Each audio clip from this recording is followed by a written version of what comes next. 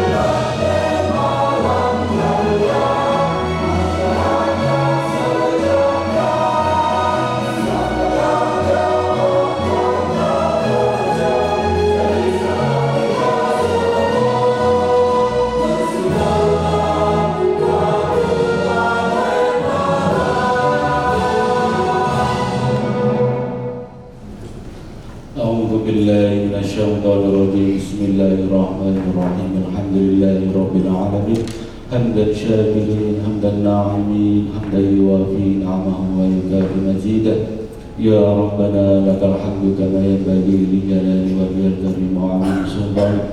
Berilah kami ilmu yang bermanfaat sehingga kami selalu dalam ridho. Berikanlah kepada kami iman yang kokoh, akhlak yang mulia. Jadikan kami orang-orang yang beriman dan bertakwa kepadamu. Hanya kepadamu lah kami menyembah dan hanya kepadamu lah kami mohon pertolongan. Kabulkanlah doa kami. Engkau maha mendengar, Engkau maha pengampun. Dan selanjutnya kita dengarkan terlebih dahulu laporan penyelenggara oleh Kepala Bidang Industri Agro kepada Ibu Ratna Indriani SEMM. Kami persilakan. Dilanjutkan laporan panitia, Kepala Bidang Industri Agro Ratna Indriani SEMM. Dalam laporannya menyampaikan, pelatihan legalitas perusahaan ini diikuti oleh 130 peserta yang berasal dari karyawan IHT Kabupaten Malang. Untuk pembiayaan pelatihan ini dan kerjasama dari dana bagi hasil cukai hasil tembakau, sebagaimana tercantum dalam dokumen perusahaan pelaksanaan anggaran tahun 2024 Dinas Perindustrian dan Perdagangan Kabupaten Malang. Peraturan Menteri Keuangan Nomor 25/PMK 07 Tahun 2022 tentang perubahan atas Peraturan Menteri Keuangan Nomor 2/PMK 07/2022 tentang rincian BPH-JHT menurut daerah provinsi, kabupaten, kota tahun anggaran 2022. Yang ketiga, surat edaran dari Kementerian Dalam Negeri Nomor 906/2114/SC tanggal 19 April 2022 tentang hasil inventarisasi dan pemetaan klasifikasi, kodifikasi dan tempat nomenklatur perencanaan pembangunan dan keuangan daerah terkait BPH-JHT tahun anggaran 2022. Yang keempat adalah dokumen perubahan pelaksanaan anggaran Dinas Perindustrian dan Perdagangan Kabupaten Malang tahun 2024. Tujuan dari pelatihan ini dilaksanakan bagi sumber daya manusia perusahaan rokok yang ada di Kabupaten Malang, yang mana materi pada hari ini adalah untuk legalitas usaha industri, khususnya industri hasil tembakau. Kegiatan ini dilaksanakan pada hari Selasa sampai dengan hari Rabu pada tanggal 22 sampai dengan 23 Oktober tahun 2024 bertempat di Hotel Grand Miami, Kepanjen. Peserta pelatihan legalitas usaha di industri hasil tembakau ini sejumlah 130 peserta berasal dari karyawan IHT Kabupaten Malang. Sedangkan untuk pembiayaan pelatihan ini dari dana bagi hasil cukai tembakau sebagaimana tercantum dalam dokumen perubahan pelaksanaan anggaran tahun 2024 Dinas Perindustrian dan Perdagangan Kabupaten Malang. Demikian laporan ini disampaikan dan mohon perkenan Bapak Kepala Dinas Perindustrian dan Perdagangan Kabupaten Malang untuk memberikan arahan sekaligus membuka acara ini. Sekian, terima kasih. Wassalamualaikum warahmatullahi wabarakatuh. Sambutan pembukaan pelatihan legalitas usaha di industri hasil tembakau oleh Kepala Dinas Perindustrian dan Perdagangan Kabupaten Malang. Acara dilanjutkan dengan membuka pelatihan legalitas usaha industri hasil tembakau dan sambutan oleh Dr. Andes M. Nurfuad Fauzi MT, Kepala Dinas Perindustrian dan Perdagangan Kabupaten Malang. Dalam sambutannya memberikan pemahaman terhadap pelatihan legalitas usaha di industri hasil tembakau yang ada di Kabupaten Malang. Yang kita ketahui bersama bahwa industrialisasi hasil tembakau di Kabupaten Malang saat ini terdapat sejumlah 104 industri dan sudah berjalan. Saat ini juga masih banyak sekali yang sedang berproses mengajukan bisnis, sekitar kurang lebih 20 industri baru. Hal tersebut sangat menarik untuk industri rokok, yang artinya Kabupaten Malang membuka selebar-lebarnya terkait dengan penanaman investasi, baik itu di bidang industri rokok maupun industri lainnya. Sehingga kami melihat memang Kabupaten Malang ini cukup menarik buat industri rokok. Artinya kita memang pemerintah Kabupaten Malang membuka selebar-lebarnya terkait dengan penanaman investasi, baik itu di bidang industri rokok maupun industri yang lain. terbukti banyak sekali memang yang sudah masuk di wilayah Kabupaten Malang, dan alhamdulillah Kabupaten Malang memang saat ini juga diberikan predikat kabupaten yang ramah terhadap investasi. Mudah-mudahan dengan banyaknya industri yang ada di wilayah Kabupaten Malang ini juga beriringan dengan meningkatnya kesejahteraan dari masyarakat itu sendiri. Bapak Ibu sekalian, memang Kabupaten Malang sangat menarik untuk investasi, utamanya investasi di bidang hasil tembakau, dan kami sangat mengapresiasi itu, dan kami juga berharap ini bisa dikembangkan terus. Beberapa kali kita sudah melakukan pelatihan mulai dari peningkatan mutu produksi, inovasinya, dan lain sebagainya. Sudah beberapa kali kita sampaikan dan kita bagaimana meningkatkan mutu produksi dan lain-lain. Nah, saat ini kita memberikan pelatihan terkait dengan legalitas. Memang ada beberapa hal yang mendasari kegiatan ini. Yang pertama, kami berharap memang laporan dari Bapak Ibu sekalian, utamanya laporan terkait dengan penanaman modalnya maupun laporan terkait yang masuk di SIINAS itu bisa tersampaikan. Dan kita juga mendata memang beberapa usaha industri yang ada itu saat ini juga sedang mengembangkan di daerah-daerah lain di wilayah Kabupaten Malang. Mungkin yang dulu di Kepanjeng sekarang mengembangkan di Pujon atau di Antang dan lain sebagainya, atau mungkin di tempat-tempat lain di wilayah kecamatan yang lain. Nah, makanya itu memang sekarang banyak perkembangan-perkembangan yang memang terkait dengan aturan, itu banyak perkembangan-perkembangan baru. Contohnya kita sekarang RT RW-nya juga sudah ditetapkan yang baru. Jadi kemarin 2024 kita menetapkan RT RW. Yang kedua, kita juga sudah mempunyai RPIK, rencana pengembangan industri kabupaten, ya. Itu juga sudah ditetapkan. Mungkin itu yang bisa kami sampaikan. Ini ya. Kepala Disperindak Kabupaten Malang berharap kondisi ini terus bisa berjalan dengan baik agar kesejahteraan pendapatan masyarakat dan nilai-nilai indeks juga semakin meningkat, dan juga dengan banyaknya industri, Kabupaten Malang bisa meningkatkan pendidikan dan kesejahteraan masyarakat itu sendiri. Ada kepentingan, nanti malam ada yang mau pulang ya monggo, tetapi kita sediakan itu agar memang ini lebih efektif. Malam barangkali bisa dilakukan untuk diskusi atau mempertajam apa-apa yang memang harus kita kerjakan. Mungkin itu dari kami. Terima kasih atas kehadiran dan partisipasi Bapak Ibu sekalian, dan mudah-mudahan apa yang kita lakukan selalu mendapatkan ridho dan manfaat dari Allah Subhanahu wa taala. Selanjutnya dengan mengucap bismillahirrahmanirrahim, kegiatan pelatihan legalitas usaha di industri hasil tembakau di wilayah Kabupaten Malang pada hari ini Selasa tanggal 22 Oktober 2024 secara resmi kami akan dibuka dan dimulai kegiatannya. Semoga Allah Subhanahu wa taala selalu berikan tuntunan kepada kita dalam menjalankan amanah kita dengan baik. 2, 3.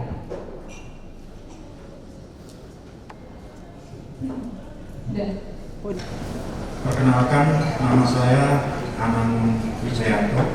Saya dari Dinas Penanaman Modal dan Pelayanan Kabupaten Pintu.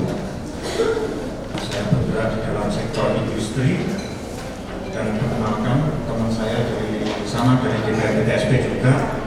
Beliau bagian pengendalian dan pengawasan untuk industri atau perizinan usaha semua. Nah, beliau juga nanti yang menerangkan masalah LKPN, laporan triwulan itu, dan pengawasan. Nah, di sini saya akan menerangkan masalah OSS RBA, juga perizinan berusaha, terutama di sektor industri. Sebetulnya saya mau di narasumber ini juga bingung. Ini pesertanya banyak yang sudah mengenal, mungkin lebih pintar daripada saya, sehingga saya garis besar aja atau mengulang masalah OSS RBA, bagaimana cara pengisiannya, ingatan panjenengan sedoyo mungkin lupa, dan juga mungkin ada pabrik-pabrik yang atau industri rokok yang ingin mengembangkan usaha industrinya atau memperluas usaha industrinya sehingga global masalah perluasan. Kenapa saya mensyaratkan? Karena bangunan gedung Acara dilanjutkan dengan rangkaian pelatihan legalitas usaha industri hasil tembakau yang diikuti oleh 130 peserta dari perusahaan industri hasil tembakau se-Kabupaten Malang dengan pemateri oleh Dinas Penanaman Modal dan Pelayanan Terpadu Satu Pintu Anang Wijayanto serta materi tentang perizinan berusaha berbasis resiko atau Online Submission System atau OSS RBA, legalitas industri hasil tembakau atau IHT oleh Farizal. sudah punya karyawan banyak, penghasilan sudah tinggi, cukai sudah ngebus, ternyata gedung itu nggak boleh digunakan karena tidak sesuai aturan. Akhirnya kan begini, mengurus lagi. Makanya saya syaratkan itu untuk mencegah itu. Terus perlindungan dan pengelolaan lingkungan hidup ini juga wajib bagi kami. Sebenarnya kalau di OSS itu ada SPPL yang ditandatangani, tapi sebetulnya itu suatu usaha itu perjanjian untuk mengurus SPPL yang sesungguhnya di LH. Tapi untuk industri bagi kami untuk mengeluarkan itu cukup itu dulu, tapi dilanjut di LH untuk mengurus SPPL dokumennya. Di LH itu juga ada dasarnya. Nanti dia di sana dengan luasan, dengan resiko itu masuk SPPL. Apakah UKLPL? Karena luasan juga mempengaruhi. Kayak perusahaan sudah besar, yang di situ ada beribu-ribu meter persegi, itu nanti akan larinya di LH, ini harus ke LPM, itu wajib, karena akibat hukumnya juga berbeda-beda. Dengan undang-undang lingkungan itu akibat hukumnya, di sana dia penegak hukum itu akan menyantolkan itu di undang-undang lingkungan dan undang-undang industri. Terus ada penyelenggaraan perizinan berusaha di daerah. Jadi kami mempunyai SOP standar penerbitan untuk izin industri itu di PP6. Dengan bisa pelajari itu untuk menyangkalkan misalnya kami mengeluarkan tanpa berdasarkan ini. Jadi kami ketika mengeluarkan izin itu ribet sangat bulat sangkal dengan di PP6-nya ternyata dunia mengeluarkan izin bisa. Jadi ini dasarnya. Nanti ini laporan kegiatan penanaman modal. Jadi setiap triwulan perusahaan itu harus lapor. Mengenai tentang laporan LKPM nanti akan dijelaskan dengan Mas Rizal. Karena pasti perusahaan itu juga harus wajib laporan. Kemarin ada tanya, Mas saya itu kemarin industri sudah keluar, belum sempat melakukan kegiatan. Saya dapat email KPM harus laporan. Apa sih yang harus saya isi? Nah, itu Mas Rizal yang akan menjelaskan. Dan itu wajib diisi, karena kalau nggak diisi dianggap perusahaan tidak melakukan aktivitas. Jadi berapa tahun akan ditutup itu Mas Rizal yang menjelaskan. Terus data usaha. Jadi data usaha ini sebenarnya kita harus tahu usaha saya itu bergerak dalam bidang apa, modalnya berapa, namanya apa, terus alamatnya di mana. Maksudnya nggak usah di situ nanti. Kadang-kadang kan kalau orang ke BPJSP itu cuma Mas BPJS kita, namanya usahanya apa? Masih tinggi. Apa yang Mas enaknya? Itu kita udah mencatat duluan supaya nanti waktu isi nggak bingung. Usahanya apa?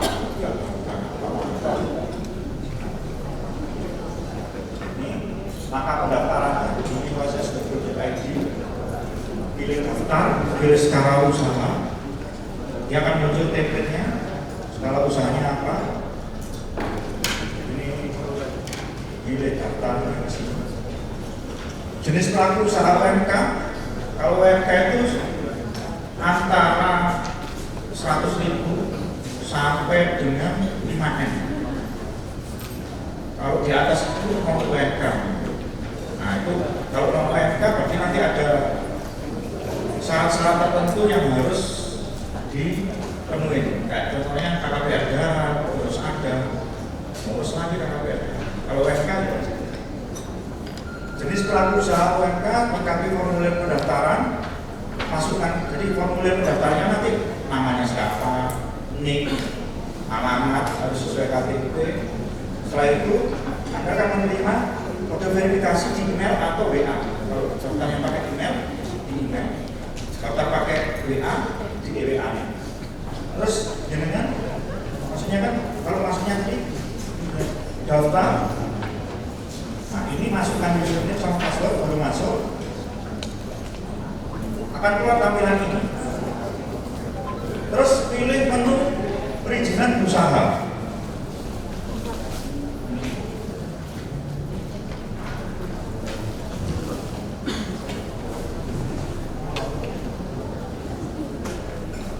Terus milih perizinan baru nih. Akan keluar tampilan ini. Sistem akan menampilkan data secara otomatis. Di situ akan tampil semua. NIK sudah tampil karena pertama kali kita sudah ngisi.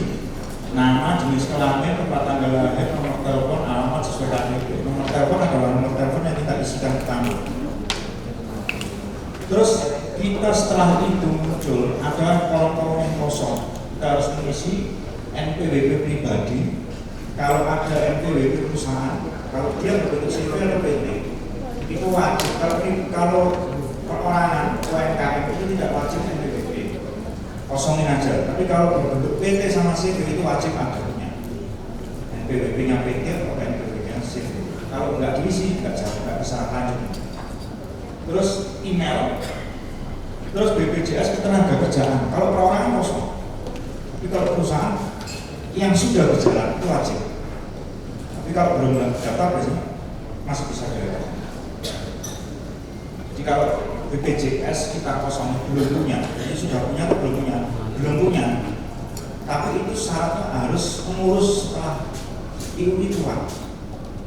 Kalau nggak ngurus, itu konsekuensinya orang BPJS mendatangi, dia akan memberikan laporan kepada kami, laporan tertulis bahwa tidak mengurus BPJS, kita bisa mengajukan tuntutan berdasarkan undang-undang BPJS. Setelah itu pilihnya bidang usaha, jenis bidang usahanya apa? Kalau rokok 11.013, 11.011, 11.012 itu kegiatannya apa? Utama atau cabang? Kalau utama itu seandainya rokok jenengan ada di Malang, itu utama. Tapi kalau bukan lagi di Blitar, bisa cabang.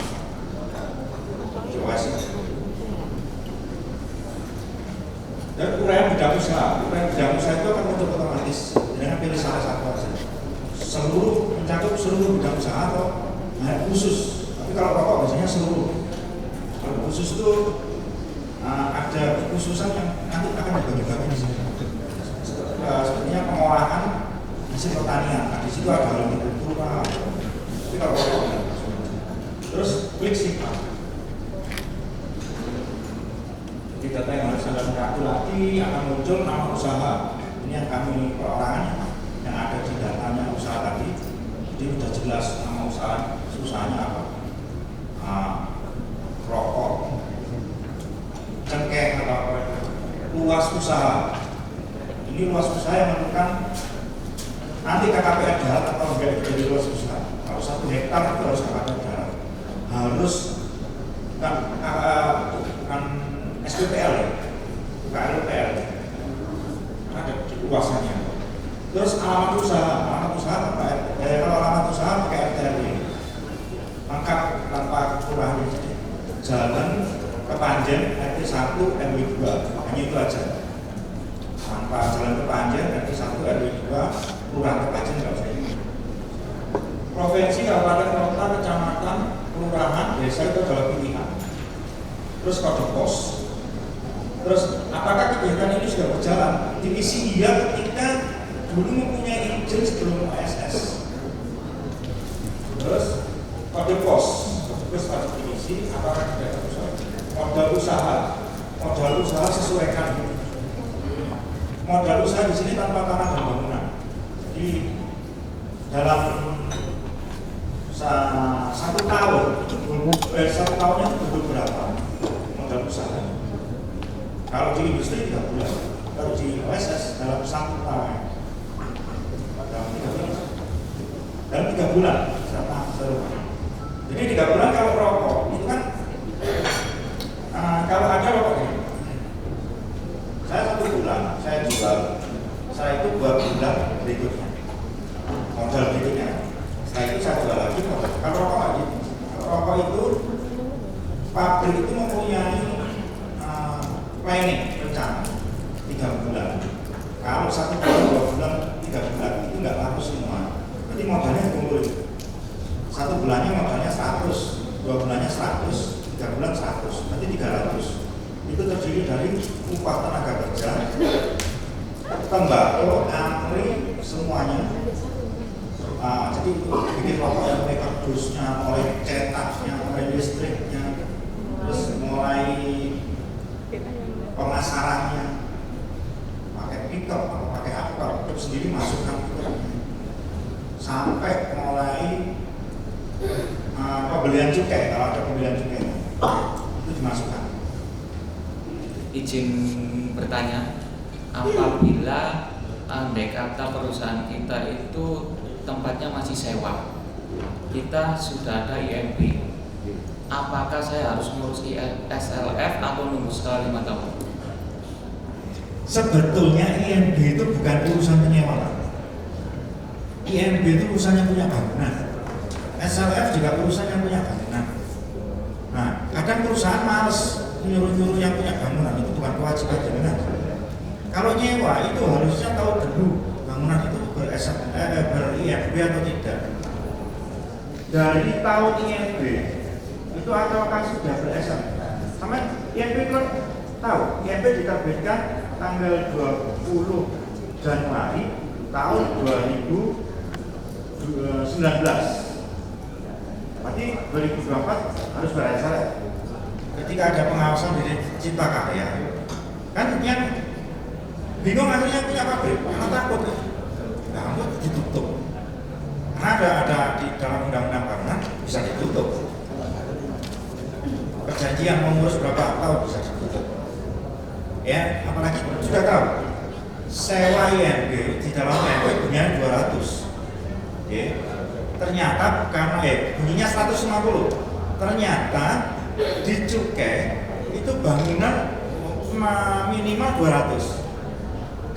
Dengan bangun, karena untuk memenuhi cukai nggak masalah. Yang penting punya IMB, fungsinya pabrik rokok. Artinya gitu ya. Ternyata bangunannya dengan bangun 500 karena nggak sesuai. Yang pemilik bangunan suruh bangun lagi 300. Berarti kan 400 sekian, nggak sesuai lagi. Belum IMB. Dengan ada pemeriksaan dari Cipta Karya. Yang bangunan baru belum IMB. Nah, ketika di Cipta Karya datang ada pemeriksaan, ternyata bangunan tidak sesuai dengan perhitungan konstruksi. Ribet lagi, nunggu lagi, lama lagi. Bisa ditutup, bisa. Jadi yang khusus yang menyewa, sebelum menyewa dilihat dulu izinnya apa, IMBK, tahun berapa terbitnya, sudah punya SLF atau belum, sesuai enggak dengan luasnya. Yang kasihan saya sudah nyewa mahal-mahal, ternyata sama saya tolak karena bunyinya gudang, repot aja. Akhirnya yang punya yang nyewa ngurus, nggak tahu kalau PBG sama SLF itu mahal. Nah, dulunya nyewa cuma 100 juta per tahun, ketambahan bisa 40 juta dengan perhitungan konstruksi dengan bayar distribusinya. Akhirnya 140 juta. Padahal itu kalau dikonversikan menjadi penyewaan, paling enggak 1,5 tahun. Izinnya itu aja. Itu aja. Yang penting, iya. OSS-nya itu bukan OSS dia ke Unku. PB Unku ya. PB Unku. Ada namanya TDG. Nah, kebetulan TDG kan bukan saya. Itu bisa masuk TDG, bisa masuk enggak? Karena TDG itu khusus barang yang didagangkan. Tidak didagangkan. Ya, kalau tidak didagangkan bisa aja nggak ada pakai TDG. Itu terjadi kasus di gudang baru. Di gudang baru itu ada gudangnya yang untuk sewa. Bukan sewa. Sewa gudang. Bukan, dulu punya pabriknya, salah satu punyanya gudang baru gitu. Dulu buat pabrik, sekarang buat gudangnya gudang baru, Gajah Baru, Gajah Baru deh. Nah, sama juga dimintai izin industri, ya nggak nyambung Bu. Kalau di situ nggak ada kegiatan industri, nggak perlu UI. TDG nggak, kayaknya kemarin juga nggak ditolak juga, karena itu hanya untuk penyimpanan. Nggak semua penyimpanan itu harus ada izinnya.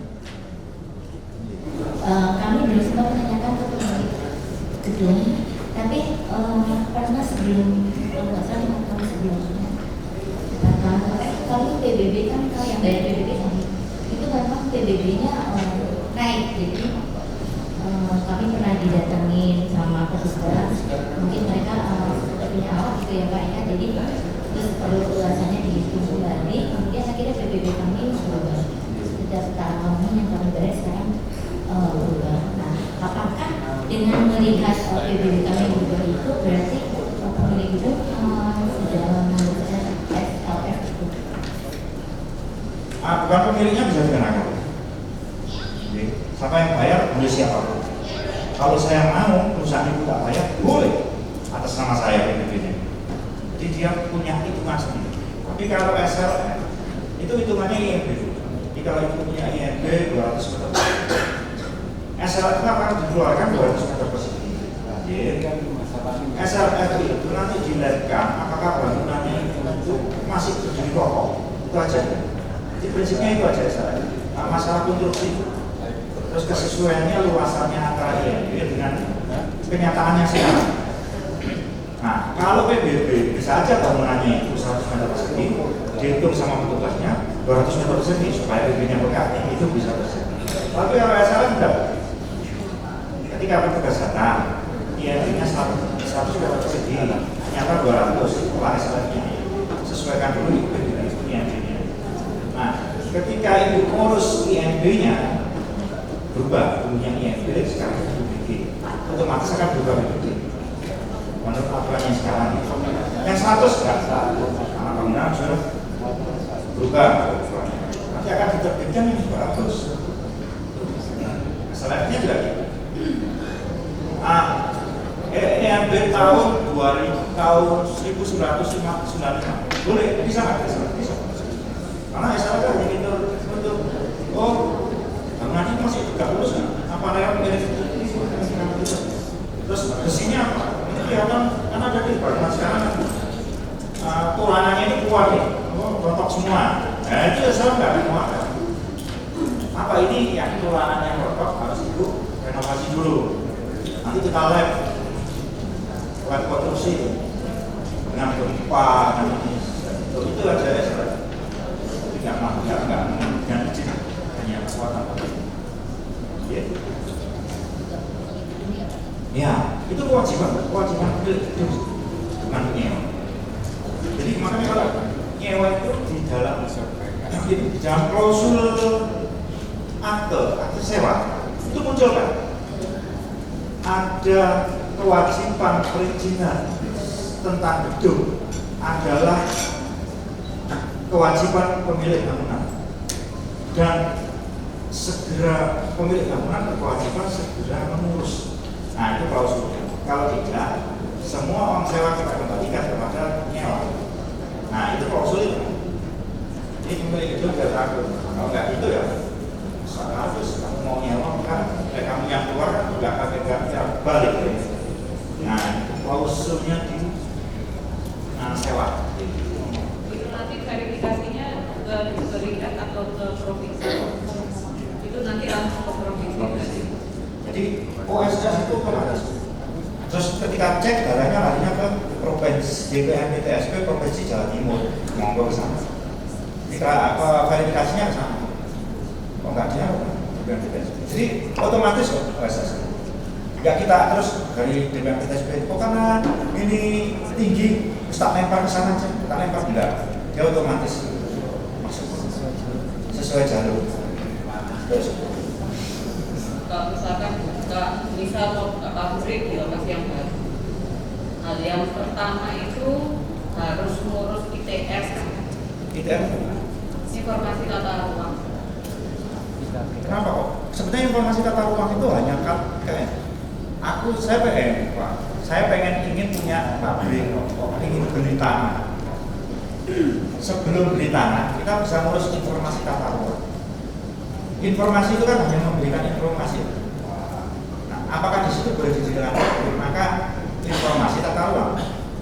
Tapi ketika kita sudah punya tanah itu mau mendirikan PBB, ya KKPR, langsung KKPR aja. Kalau dulu informasi tata ruang itu fungsinya untuk itu. Wah, aku memiliki tanah saya di Panjen, mau nggak berikan pabrik boleh nggak? Kita bikin informasi tata ruang. Kalau nggak boleh, jangan diteruskan. Saya pengen beli pabrik pengen beli tanah di Kepanjen untuk mendirikan pabrik. Kira-kira tanah ini tak beli nggak ya? Kalau tak beli tanpa informasi tata ruang sudah dibeli, ternyata nggak bisa buat pabrik. Kan emang. Makanya itu fungsinya informasi tata ruang. Sebenarnya ini kan pelatihan terkait legalitas usaha ya, di bidang industri. Tapi ini harus kami sampaikan juga bahwasannya KPM ini cukup penting, bukan cukup penting ya, tapi sangat penting karena sesuai Perka BKPM 5 tahun 2021 bahwa bagi pelaku usaha yang tidak melaporkan LKPM itu akan ada sanksi. Sanksinya itu berupa teguran tertulis yang pertama, yang kedua adalah pembekuan kegiatan usaha. Pembekuan kegiatan usaha ini diberikan ketika perusahaan tidak melaporkan LKPM selama 3 kali berturut-turut, dan itu akan disampaikan by email oleh BKPM langsung, bukan dari daerah. Oleh karena itu wajib kami sampaikan terkait LKPM ini. Nah, ini sesuai aturan Undang-Undang 25 tahun 2007 tentang penanaman modal, bahwa setiap penanaman modal berkewajiban membuat laporan tentang kegiatan penanaman modal, serta peraturan BKPM nomor 5 tahun 2021. Cara pelaporannya yaitu melalui OSS RBA. Kadang itu kendalanya dari pelaku usaha ketika melaporkan LKPM adalah tidak keluar KBLI. Kenapa tidak keluar KBLI-nya waktu input laporan? Karena perusahaan itu belum melakukan migrasi. Migrasi itu artinya pembaruan data dari OSS 1.1 ke OSS RBA. Itu kendalanya. Ini kita lanjut saja. Prinsip penyampaian LKPM adalah terkait laporan realisasi penanaman modal, realisasi tenaga kerja, realisasi produksi, termasuk nilai ekspor, serta kewajiban lainnya terkait pelaksanaan penanaman modal. Selain itu, LKPM merupakan alat atau media komunikasi antar pelaku usaha dengan pemerintah terkait perkembangan realisasi penanaman modal. Karena di dalam aplikasi itu nanti Ibu bisa mengisikan terkait kendala-kendala terkait usaha, bisa terkait perizinan, bisa terkait tata ruang, atau permasalahan lain yang bisa diinputkan di situ. Jadi LKPM ini sebenarnya adalah sebagai sarana untuk penentu kebijakan pemerintah dalam membentuk aturan-aturan baru yang memudahkan bagi pelaku.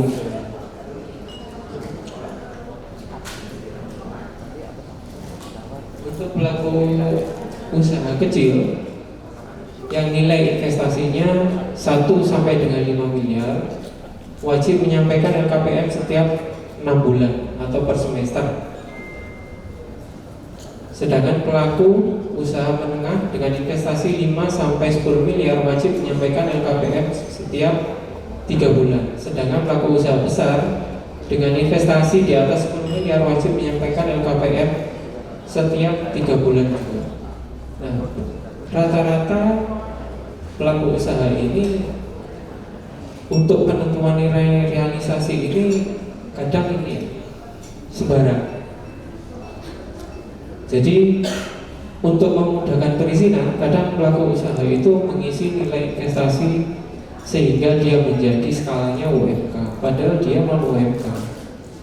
Nah, nanti begitu nanti dia pelaporan LKPM, dia akan keluar notifikasi bahwa investasi yang realisasi investasi yang telah berjalan itu tidak sesuai dengan rencana awalnya atau di OSS-nya.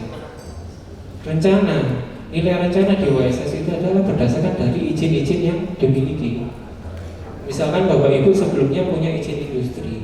Izin industri di situ kan telah istilahnya telah dilakukan verifikasi bahwa pembelian mesin itu sekian, pematangan tanah sekian, bangunan sekian. Itu yang harus disesuaikan di OSS.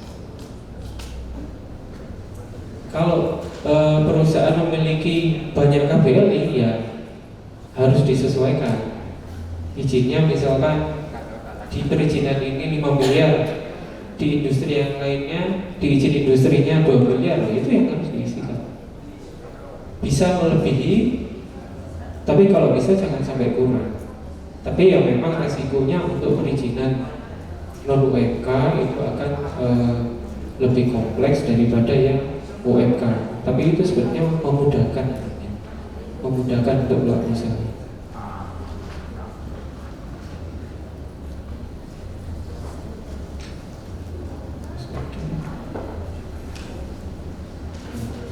Tahapan realisasi investasi. Yang pertama adalah persiapan pembelian lahan, terus ada semacam mungkin jasa konsultasi, terus untuk proses pembangunan itu masuk proses konstruksi, yaitu pembangunan gedung, pembelian mesin, peralatan, instalasi mesin dan lain-lain. Sedangkan masuk tahap produksi itu lebih ke arah modal kerja dan maintenance peralatan dan mesin atau bangunan. Jadi misalkan Bapak Ibu membangun gedung seharga 5 miliar, kemudian dilaporkan pada triwulan ini. Nah, triwulan depannya lagi ternyata pada periode tersebut ada perbaikan jalan, ada pengecatan gedung, ada mungkin penambahan atap, yaitu yang ditambahkan di biaya lain, biaya maintenance itu.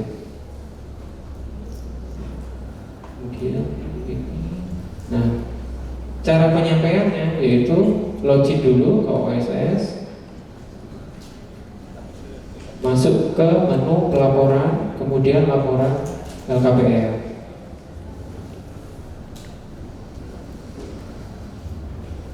Nah, ini komponennya yang tadi saya sampaikan, bahwa modal tetap itu termasuk pengadaan tanah, pembangunan gedung, peralatan mesin, dan biaya lain-lain. Untuk penggunaan tenaga kerja itu ada tenaga kerja lokal, ada yang asing. Kemudian untuk produk barang atau jasa pemasaran per tahun ini dilaporkan pada periode triwulan 4. Nah, ini kalau ini kewajiban saja, kewajiban perusahaan terkait BPJS, kemitraan kalau ada, pelatihan tenaga kerja, tanggung jawab sosial, dan kewajiban pengelolaan lingkungan. Sebagai informasi yang terbaru untuk saat ini, bahwa izin lingkungan yang sudah terintegrasi sekarang kan diarahkan ke AMDALNet semua ya Bapak Ibu. Jadi ketika Ibu seperti tadi kan izin industri dipersyaratkan untuk PBG, maka ketika Ibu mau mengurus PBG itu harus ada penapisan dari AMDALNet. Itu adalah info dari Dinas Lingkungan Hidup sebagai pengamunya. Jadi yang keluaran dari OSS itu tidak serta-merta dijadikan sebagai persyaratan dalam penerbitan PBG. Harus ada penapisan dari AMDALNet. Nah, untuk AMDALNet ini terintegrasi dengan OSS. Jadi untuk username sama passwordnya itu sama dengan OSS. Untuk informasi saat ini memang sama ya, belum ada perubahan sih. Komponen realisasi kerja yang diisi pada saat kegiatan usaha siap operasional. Karena ketika perusahaan membangun gedung, membeli mesin, kan belum ada pembayaran listrik, pembayaran gaji pegawai, pembayaran air, itu kan masih belum ada. Makanya komponen modal kerja ini diisikan pada saat produksi saja. Nah, ini setelah tadi masuk ke menu laporan, ini diklik di KBLI-nya, dicentang sebelah kiri. Nah, di sini nggak terlalu terlihat. Nah, di sini ada komponen modal tetap, bangunan gedung, peralatan. Di sini ada peralatan dan mesin. Nah, di sini ada komponen modal kerja. Nah, di sini nanti ditampilkan rencana investasi yang Ibu ikut di dalam sistem OSS. Di sini, misalkan Bapak input di OSS-nya untuk bangunan gedung sebesar 5 miliar. Ternyata dalam proses pembangunannya itu tidak sampai 5 miliar. Maka di sini diisikan realisasinya berapa. Misalkan realisasinya 2 miliar, ya diisikan 2 miliar. Berikut juga untuk peralatan dan mesin juga sama. Misalkan rencana investasinya 2 miliar, ternyata terrealisasi 1 miliar, ya diisikan sebesar 1 miliar. Nah, ini untuk tenaga kerja, ini nggak kelihatan ya. Tenaga kerja ini nanti ada total tenaga kerja sebelum periode pelaporan. Dan ini tenaga kerja yang misalkan Bapak Ibu tidak pernah laporan sebelumnya, maka ini wajib diisi sesuai realisasi saat ini. Nah, nanti di periode berikutnya begitu ada perubahan, penambahan atau pengurangan, diinput di sebelahnya sebagai informasi kepada pusat bahwasannya dengan adanya usaha yang Bapak Ibu dirikan, itu dia menyerap tenaga kerja berapa di sekitarnya, seperti itu aja.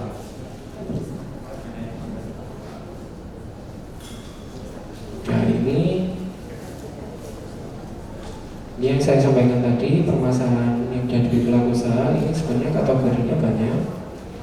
Terkait tata ruang, perizinan berusaha, ada kendala lain-lain. Nah, setelah itu, setelah diisi, ini diklik simpan. Disimpan. Nah, ini kemudian diisikan penanggung jawabnya. Sebenarnya ini ada komplit ya. Diisi penanggung jawabnya, baru nanti dikirim laporan. Nah, setelah mengirim laporan, biasanya ada notifikasi dari OSS bahwasannya laporan itu telah terkirim atau telah disetujui. Nah, kalau statusnya terkirim, berarti sebenarnya dia masih perlu verifikasi. Kalau LKPM UMK yang dia per semester itu yang verifikasi adalah daerah. Jadi investasi yang di bawah 5 miliar itu LKPM-nya yang memverifikasi adalah daerah. Sedangkan kalau menengah ke atas, di atas 5 miliar itu BKPM. Kira-kira bentuk laporannya seperti ini, Bapak Ibu.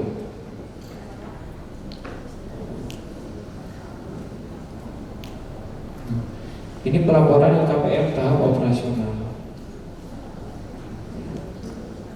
Setelah operasional tidak ada lagi tambahan realisasi modal tetap kecuali pembelian kapital berupa tanah, bangunan, mesin, produksi kendaraan atau aset perusahaan lainnya. Jadi selama tidak ada penambahan pada periode produksi, maka penambahan aset ini dikosongkan aja, itu tidak masalah. Nah, kalau untuk tanah dan bangunan itu kan biasanya dalam satu pabrik misalnya itu kan ada beberapa KPLI. Nah, yang diisikan untuk tanah dan bangunan ini harus di salah satu KPLI-nya saja, tidak semua diisikan. Nanti realisasinya terlalu besar. Jadi yang khusus untuk tanah dan bangunan itu diisikan pada salah satu KPLI. Sedangkan untuk mesin itu kan kadang beda-beda. Kalau misalnya SKT sama SKM kan jelas beda, itu diisikan pada masing-masing KPLI-nya. Ini kita lihat aja. Jadi kalau LKPM tahap produksi ini sebenarnya hampir sama seperti tadi tahap konstruksi. Jadi kalau bapak-bapak belum pernah melaporkan LKPM, itu masuk ke tahap konstruksi dulu, baru setelah ada penyesuaian realisasi investasi itu masuk ke tahap produksi di periode berikutnya. Nah, nanti bapak ibu mengisi surat pernyataan yang sudah ada di OSS, ditandatangani direktur bahwa perusahaan sudah siap berproduksi.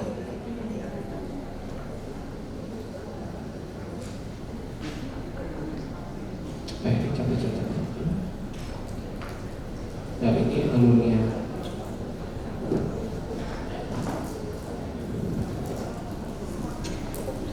Dalam proses verifikasi, apabila LKPM itu perlu perbaikan, maka akan dikembalikan ke pelaku usaha untuk diperbaiki. Dalam kapasitas diperbaiki di sini adalah selama dalam periode pelaporan. Misalkan untuk laporan per triwulan itu adalah Januari, Februari, Maret. Pelaporannya itu bulan April tanggal 1 sampai tanggal 10.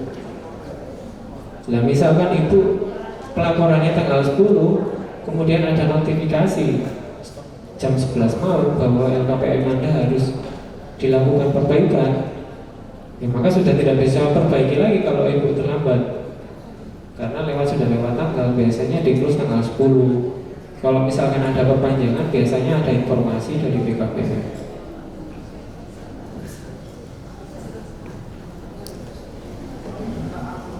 Nah, apabila sudah diperbaiki, atau disetujui, maka ada notifikasi di sistem OSS bahwa LKPM sudah disetujui, dan itu tanda terimanya kalau bisa di print, karena kendala di OSS untuk saat ini kan kadang LKPM itu tidak bisa deteksi riwayat ya. Itu pengalaman kami di situ. Makanya kami selalu menyarankan ke pelaku usaha kalau memang sudah melakukan pelaporan itu di print, nanti ada ID laporannya, yang nanti misalkan ada email dari BKPM itu bisa dibalas bahwa kami telah melakukan pelaporan dengan ID sekian.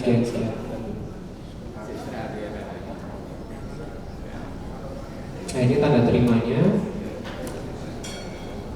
bisa dicetak di sini tanda terimanya.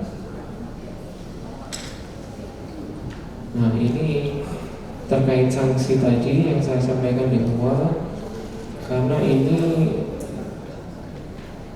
memang sepertinya belum diterapkan di pelaku usaha.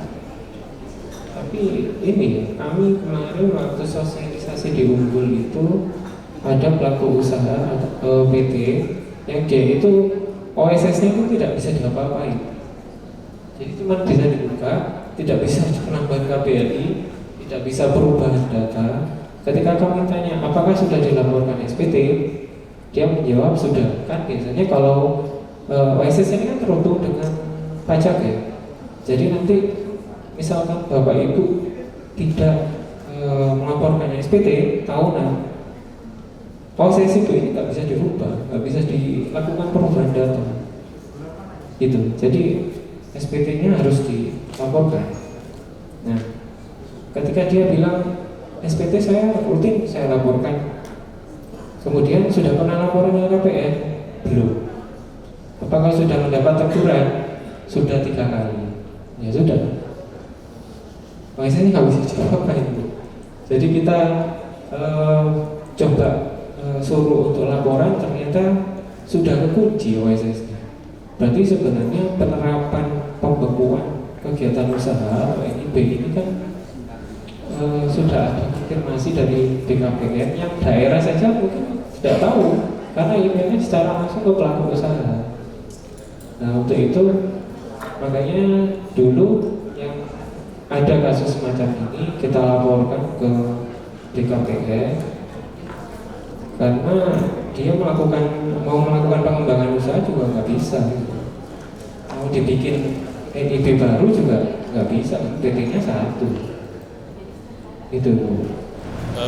Ya, kegiatan ini memang kita lakukan dalam rangka untuk memberikan pemahaman yang lebih terhadap rekan-rekan yang bergerak di bidang industri hasil tembakau yang ada di Kabupaten Malang. Karena memang legalitas ini sangat penting untuk diketahui mereka bagaimana cara pendiriannya, bagaimana pelaporannya, bagaimana nanti usaha-usaha memang yang izin-izin legalitas yang memang harus dilakukan. Iya, memang perizinan mereka yang kan memang sudah berproduksi, tetapi memang tidak menutup kemungkinan teman-teman yang sudah ini akan membuka cabang-cabang baru, yang membuka di tempat lain. Itu yang pertama. Yang kedua, memang ada beberapa yang menginginkan untuk membuka cabang baru, dan yang selanjutnya terkait dengan pelaporan yang lebih penting. Jadi pelaporan-pelaporan yang harus mereka lakukan ini kan ini yang kita termasuk bagaimana pelaporan diisi INAS-nya, bagaimana produksinya segala macam itu yang harus dilaporkan, itu memang mereka harus mengetahui. Yang kedua, saat ini kan memang ada beberapa aturan-aturan memang yang berkembang seperti RTRW juga baru, terus RPK, terus ada juga aturan-aturan yang berkembang dari pemerintah pusat. Ada perubahan-perubahan yang mereka memang harus melakukan beberapa hal yang memang harus dipenuhi oleh. Harapan kita rekan-rekan teman-teman di industri hasil tembakau ini bisa mengetahui hal-hal atau aturan-aturan yang memang ada. Yang pertama, yang kedua taat terhadap apa-apa memang yang harus dilakukan. Happy Budiman melaporkan.